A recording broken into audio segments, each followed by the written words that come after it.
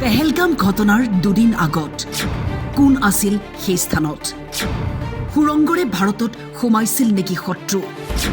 কিয় কুটাঘাতৰ বাবে বাছি লৈছিল বাইচাৰণ অঞ্চল পোহৰলৈ আহিল ডাঙৰ খবৰ হামাছৰ দৰে পাকিস্তানী সন্ত্ৰাসবাদীও সুৰংগৰে জম্মুত সোমাইছিল নেকি সন্দেহ কৰা হৈছে গ্ৰেপ্তাৰ হোৱা লিংকমেনৰ স্বীকাৰোক্তি পেহেলগামৰ ঘটনাৰ কেইবাদিন আগত সেই স্থানতেই আছিল সন্ত্ৰাসবাদী নিৰীক্ষণ কৰি আছিল চাৰিটাকৈ স্থান তিনিটাকৈ স্থানত আৰক্ষী নিৰাপত্তাৰক্ষীৰ স্থিতি লক্ষ্য কৰি বাছি লৈছিল বৈচাৰণ অঞ্চল কাৰণ তাত নাছিল কোনো ধৰণৰ নিৰাপত্তাৰ ব্যৱস্থা এতিয়া পাকিস্তানে সন্মুখত মৃত্যু দেখি কঁপিবলৈ ধৰিছে ভাৰতৰ প্ৰধানমন্ত্ৰীয়ে যুদ্ধৰ বাবে গ্ৰীণ সিগনেল দিয়াৰ পিছতেই পাকিস্তানত সাইৰেন বাজিছে যুদ্ধৰ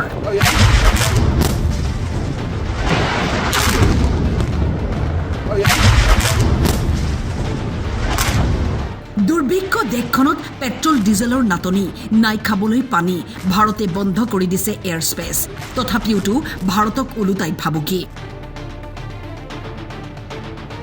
চুৰৰ দৰে অন্য দেশত সোমাই মানুহক হত্যা কৰাৰ পৰিণতি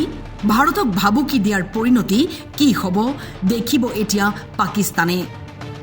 পাকিস্তান এনে এখন দেশ য'ত নিজৰ দেশৰ নাগৰিকেই ঘিণ কৰে দেশখনক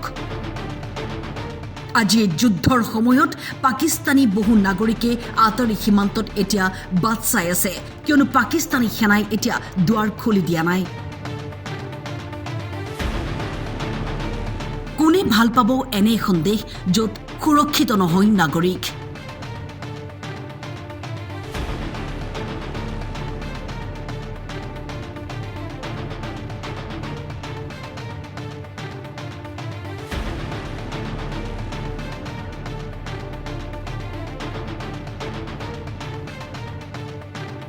News Desk, Time 8.